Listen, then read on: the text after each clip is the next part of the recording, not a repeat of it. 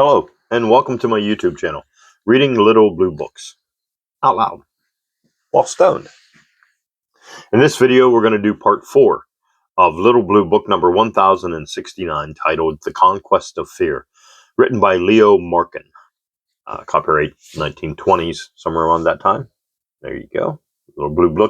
Little Blue Book number 1069. Now, in this part, we're going to pick up on a new chapter, and that chapter is titled Religious and Superstitious Fears. It is well understood, even by intelligent children of 4 or 5, that not all good deeds are rewarded in this world, and not all actions which are supposed to be wicked or sinful are punished. This fact would upset the theories of the established moralists if it were not supplemented by the doctrine of future rewards and punishments. Little Jimmy may perhaps make his mother believe that the cat upset the jam pot, but can he deceive God? Will he not be punished in hell or purgatory for those misdeeds of which may have been discovered by his parents?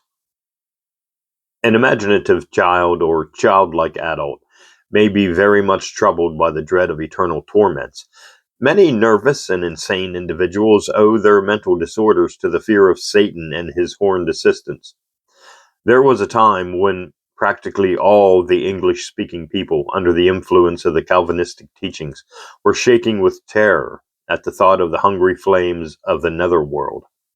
No man could be sure that he had been elected of God to be saved, especially since dancing around the maypole and being even slightly happy on Sunday were deadly sins. Each Puritan thought that he had offended against the divinity. The nonconformist or Puritan conscience is a clear instance of that paradox which has already been referred to, the deliberate cultivation of fear. Once, as John Bunyan was playing tip-cat, not sure what tip-cat is, on a Sunday afternoon, he seemed to hear a heavenly voice saying, "Wilt thou leave thy sins and go to heaven, or have the sins and go to hell?" He felt afterwards, however, that his repentance had come too turning the page. Wrong page. Oh, come on. Seriously? There we go. Had come too late. Accordingly, he determined to keep on having his sport. If he was bound to suffer in his future life, at least he might enjoy his short stay on earth. Many Puritans argued in this way, and some of them were encouraged by such logic to rob and to slay.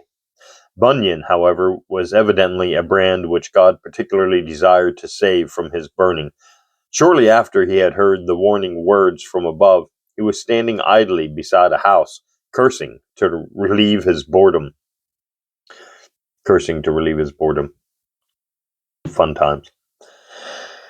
Where was I? That just makes me giggle inside. Cursing to relieve his boredom. The woman of the house spoke to him and convinced him that he ought to mend his ways. He began to read the Bible.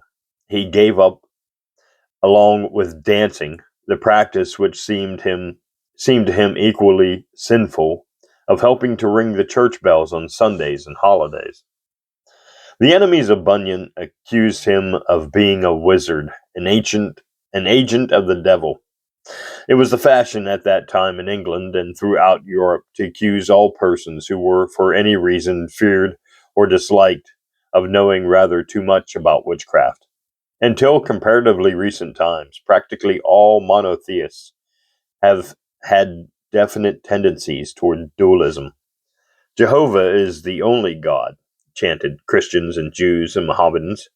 Nevertheless, they believed that Jehovah was opposed by an evil one known as Satan or the devil. And many a woman who had learned magic from Satan was capable of doing amazing things. However, he or she might at any time use the satanic power for evil. Consequently, all witches and wizards were worthy of death, according to the European opinion during the Middle Ages and for some time after. Precisely what part fear plays in the development of religion is a matter which we need not here determine. However, we must understand that men started to worship the gods largely because they felt that they were dependent upon forces, usually as they felt personal forces, far stronger than human beings. These forces had, in one way or another, to be won over, especially among simple races. Is religion very largely bound up with fear? Lucretius, familiar with religious terror as it existed among a people of high civilization, wrote many verses condemning it. I quote from W. H. Mallock's version: O ye who cringe and cower before the throne of him whose heart is fire, whose hands are stone, who shall deliver you from this death in life, strike off your chains and make your souls your own. Perhaps there is significance in the fact that the fear of the Lord was the favorite phrase among the ancient Hebrews to indicate piety. Jehovah was so mighty that it was forbidden to mention his name. Was it not Jehovah Elohim who sent the thunder and the storms and caused earthquakes? Everything was a miracle, as the old Israelites and their neighbors felt. It was no great wonder if the Lord had sent a great fish to swallow and then to spew up Jonah, or had parted the sea that his people might pass unhurt, or had caused city walls to collapse before the blowing of trumpets. Primitive men greatly fear that which they do not understand. A great many things which are explained to children in our schools and our kindergartens were inexplicable mysteries to our remote ancestors. As savages who had had no previous contact with European civilization were to discover a clock, they would consider it the work of a divinity. Furthermore,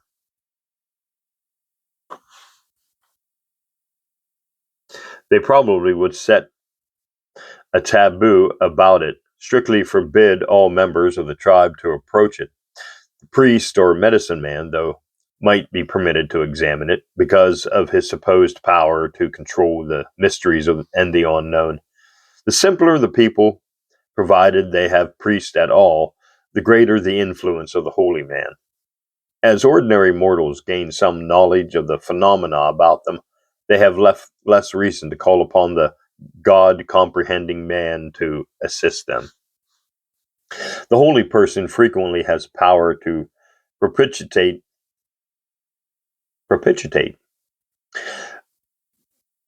malefic gods, demons, and ghosts. Sometimes, to be sure, sacrifices are required.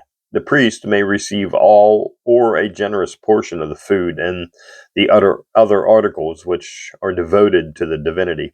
In general, such gods as are normally benevolent do not require such generous sacrifices as do the baleful godlings. It may be absolutely necessary to burn in their presence numerous human beings. There are sometimes captives of war or criminals, but in many cases they are the handsomest and the noblest men and women of the tribe. A malignant god may on occasion prove very useful to the tribe that wins him over with prayers and bloody sacrifices. He can, if he but desire, assist those who worship him by causing a pestilence or a flood to destroy their enemies. According to primitive beliefs, some demons are controlled by witches and wizards. That is, the human beings who deal with black magic are considered to be the masters rather than the servants of the malign powers. Perhaps there is no simple tribe or race anywhere without a belief in demons.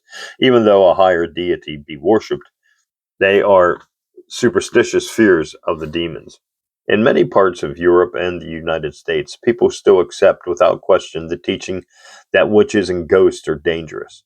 In truth, some who have gone to the university and learned something of scientific method are a little inclined to fear so-called haunted houses, to tremble a little when passing a graveyard after dark. Many of us are fond of arousing the emotion of fear by reading weird stories.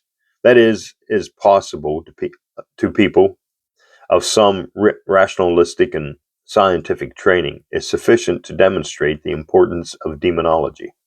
The ghoul and the jinn are still, to most Arabs, as real as the camel and the donkey. Many Jewish mothers to this day purchase talismans to protect their children against the evil deeds of the demon Lilith. Every good Christian must believe that Jesus drove out devils which were dwelling in swine. There was a time, indeed, when every lunatic and some idiots were supposed to be possessed by demons. The malevolent spirits were in some cases attacked by means of holy water and prayers. In others, they were whipped out. That is to say, the person inhabited by these demons was tied to a post, and the lash was vigorously applied to his back. However, the demons seem in general to have been scornful of such attacks.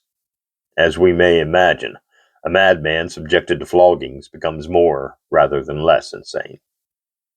Mistaken teachings may be believed quite as confidently as true ones. Among simple people, whose knowledge is of course far from perfect, conformity is valued to a far greater extent than it is among those which are more advanced. Strict orthodoxy in religious matters is enforced, if necessary, by cruel persons, I think it is. Yep. Oh, by cruel persecution. And the slaying or maiming of a heretic is sincerely argued to be necessary if the wrath of the gods is to be averted. Let us consider some of the superstitious fears of men, always remembering that those who possess a reverence or dread see nothing unscientific or illogical in it. I have recently encountered, for instance, the belief prevailing among European Jews that no man should marry a woman bearing the same given name as his mother, and no woman should marry a man bearing the same name as her father. Failure to observe this unwritten law is supposed to cause the death of the parent in the case. It is in vain to ask what psychological process can operate in such a case, and it is unnecessary for us to consider here how the belief has arisen. It exists, and the fear arising out of it does influence human conduct. The earthquake and the eclipse always portend evil. For one thing, they are associated with darkness. In the dark, any number of terrible things may happen. The unknown to the child and the savage is the dangerous, the fearsome. At all times, for that matter, the explorer who goes boldly into an uncharted region is regarded as especially courageous. Fire has ever been mysterious. In parts of Africa, the blacksmith is feared because of his power to work iron. The white man, who can do all sorts of things previously unseen by the natives, may, even against his will, be taken for a god or a holy man.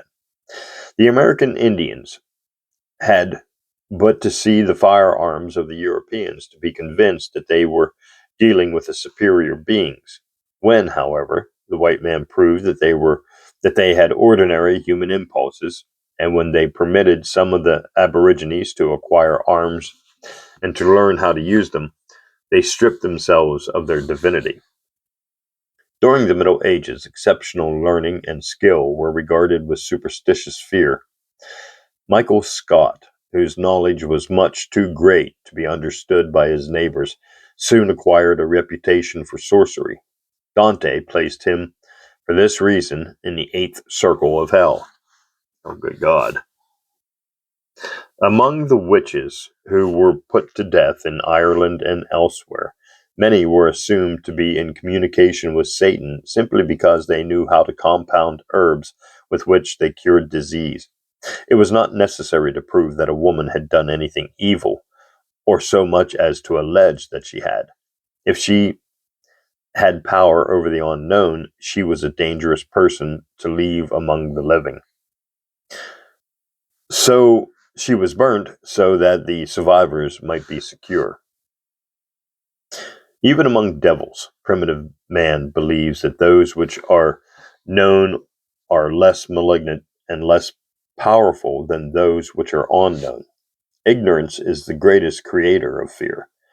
Very few of the uncivilized American Indians would dare to approach a bright light of unknown nature seen in the night. The fear of ghosts, everywhere prevalent, is more terrible than any definite physical fear. Shakespeare has shown in several of his plays how an apparition may unnerve a man. The spiritualists of today are rather inclined to cater to men's hopes than to appeal to their fears. Why this is so, I do not fully understand. In many cases, however, it is more profitable for the pretended medium to give the credulous what they desire. Besides, it is dangerous to use ghosts for the purpose of threatening people who are somewhat skeptical. The laws against extortion are more potent in a civilized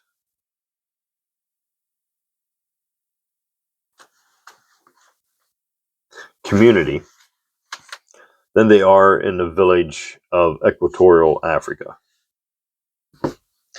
Some superstitious fears are very common in the United States. Perhaps it really is dangerous to walk under a ladder.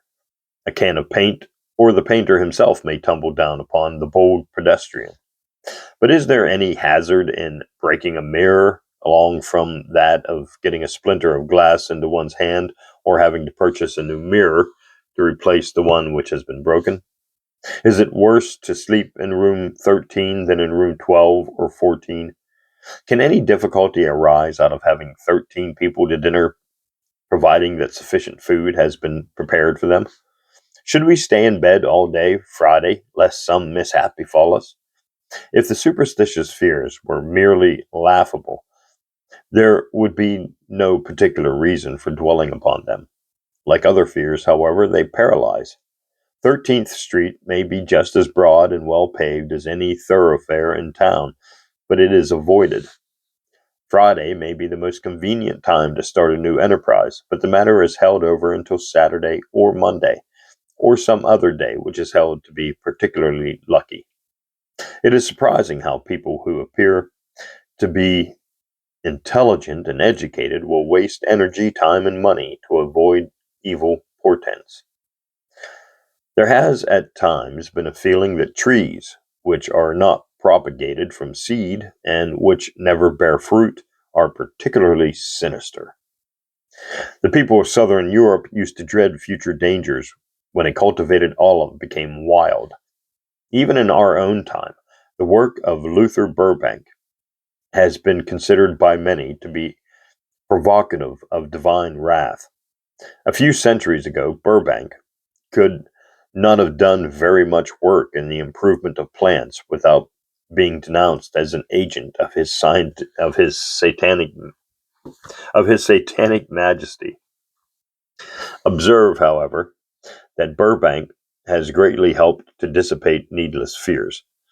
If we understand the natural laws controlling the growth of trees, we never see portents of evil in unusual developments. With the growth of astronomy, astrological forebodings are continually becoming of less importance. It is now possible for millions of human beings to look upon comets and meteors as upon waterfalls and mountains. That is to say, as manifestations of nature which need not be dreaded, but which can in large measure be explained. In any time of stress, the Romans used to consult diviners and soothsayers. All sorts of omens of evil used to be discovered. During the Punic War, for example, it was reported that crows had torn some gold in the Capitol with their beaks and then devoured it. Around Capua, a great swarm of locusts suddenly appeared from nowhere, as people said. Of course, the farmer does not welcome locusts now any more than he did in ancient Rome. However, we are now aware that locusts do not tell us anything about the next war, and we do not believe that they will cause an epidemic of infantile paralysis. When a serpent crosses a person's path, according to the old superstition, one of his relatives will soon die. The English countryman is sure that the croak of the crow portends evil. The color of this bird is usually associated with death. The Romans considered the caw of the crow especially inauspicious when it was heard immediately after the beginning of summer. It frequently occurred in ancient times that a military expedition was abandoned because the signs were unfavorable. An eclipse might cause both armies to return home without having fought. An earthquake might bring about a similar result. The Dakota Indians tried to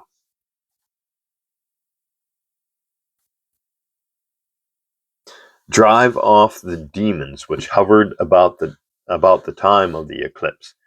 They discharged their rifles in the air for this purpose. Among many peoples, it is customary to attack spirits and devils with noise.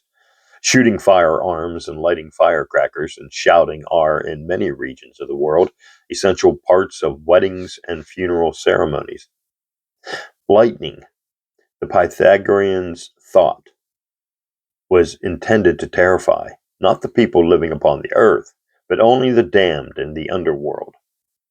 More often, it has been interpreted as a general expression of divine wrath. Though lightning has been scientifically explained, it remains mysterious. Apparently, it is directed at some particular person, or it is intended to set a given house on fire. In the Middle Ages, people believed that Satan sent the thunderbolt. The best insurance against the devil's acts was, of course, to destroy the witches and wizards that served him. Beyond this, there was nothing to do by way of protection except to serve the Lord and his priests. Certain of the Greeks believed that thunder was auspicious when heard on the right. The Romans interpreted thunder on the left favorably, and were vastly afraid when they heard it on the right. The ancient study of weather and the stars was principally inspired by the desire to foretell approaching events. Dreams were carefully analyzed and interpreted as propitious or ill-omened. The flight of birds was observed. There were methods of divination with water, with arrows, with rods. That ill omens frequently proved injurious to the persons who believed in them is certainly true. There is a tradition that Abraham learned from the sighting of a tamarisk tree that his end was near. Of course, a man who believes that his death is imminent because of the divine will is not likely to take any steps to prevent it. His fear is likely to hasten the course of any disease which may be upon him. So, if an army is unable to avoid battle, and the soothsayers have found bad signs in the birds they have examined, the soldiers are not likely to fight valiantly. They think of their chances of escaping rather than of the loot which victory might bring them. The Crow Indians, who came upon a white buffalo cow, knew positively that evil awaited them. This conviction, of course, had power to weaken them. On the other hand, the primitive man who comes upon an omen of good proceeds boldly upon the work that is at hand. But I need hardly argue that knowledge is better than vague hopes and fears resulting from augury. Religion has frequently been called upon to dissipate fear as well as to arouse it. Truly, the priest has been most efficacious in ridding human beings of such terrors as their own religious teachings have called out. Thus, when they have promised the virtuous immunity from hell, it has been from a hell which they have themselves described, and, as a skeptical person might say, themselves created. And they would, and I do. When they have helped to free their followers from the fear of demons and evil spirits, it has not seldom been in order to subject them to the dread of purgatory and eternal damnation. The Christian Scientist, conceiving of God or divine love as omnipotent and entirely benevolent, conclude that evil does not exist, for which reason all fears should be abolished, because of the great power of mental suggestion upon the body. The belief in Christian Science, very much like an absolute trust in any brand of little liver pills, does in some cases cure disease. The philosophy and the theology of Mrs. Eddy's religion are exceedingly illogical.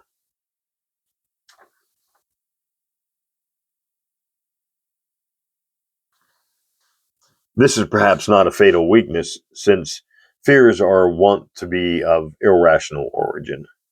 They may possibly be driven off by equally irrational hopes. However, to believe implicitly that there is nothing dangerous in our environment is in some ways very hazardous. Shall we neglect physical safeguards for our children and consider that prayers will preserve them from harm? Many persons, whom simple medical remedies might have saved, have chosen rather to die, while Christian Science practitioners proclaimed that there is no evil in death is a figment of the ungodly imagination. And that's the end of that chapter. And we're going to pause for hydration break. And actually, I might end right there. I think that's what we're going to do, because they have one more chapter left. And I think we'll do that in part 5. So here we will end part 4 with the end of chapter whatever. Pardon me. Of Little Blue Book number 1069, titled The Conquest of Fear, written by Leo Markun. Copyright 1920, something like that. Thanks for listening, and join me in part 5, the final edition of this book.